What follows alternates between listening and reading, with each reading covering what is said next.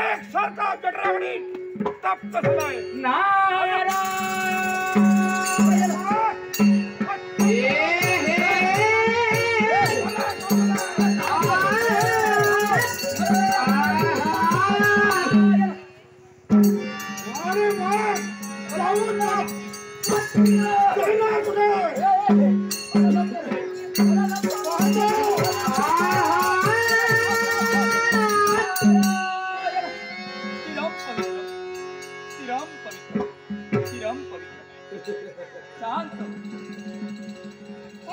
याला कारण आहे असं कोणतं? अरे माझा वरद असता तुझ्या मस्तकाचा येतात तुझ्या जठराग्नी शांत झाला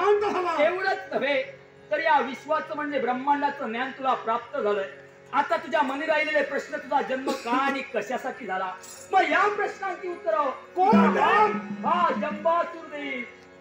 ही माझी पितृदेवता पण पितृदेवता प्रथम बोला शिवानी गंगाधरेचा आशीर्वाद सांगा पिताजी माझा जन्म का आणि कशासाठी झालाय तुझा जन्म हे काळात गोष्टीसाठी अशा कोणत्या आमच्या पूर्वकाळात आलेला आमच्या पुराणान्याय सूर घ्यायचंय तर पिताजी हा गडी झालो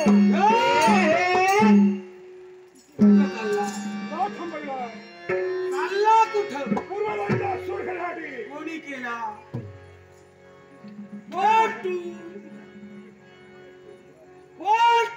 तुमचा पुत्र आहे मी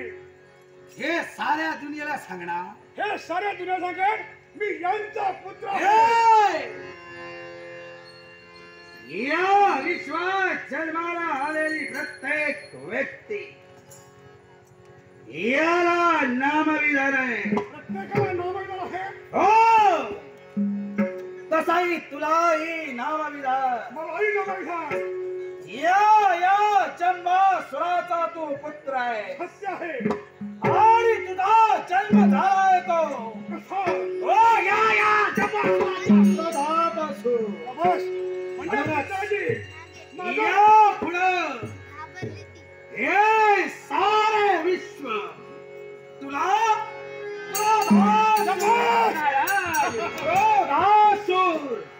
क्रोधासुर म्हणून ऐका ऐका नूतन मालकाचं नाव आहे क्रोधासूर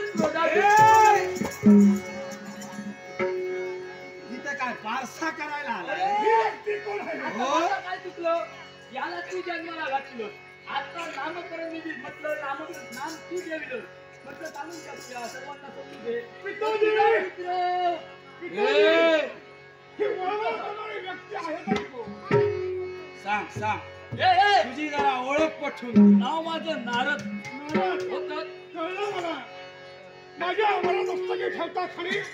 सर्व काही न्याय झालाय फक्त नावाला राहिलं होतं क्रोधासुर सुरुवात याच्यापासून करतो काही गरज नाही वेगळं आहे तुझ्या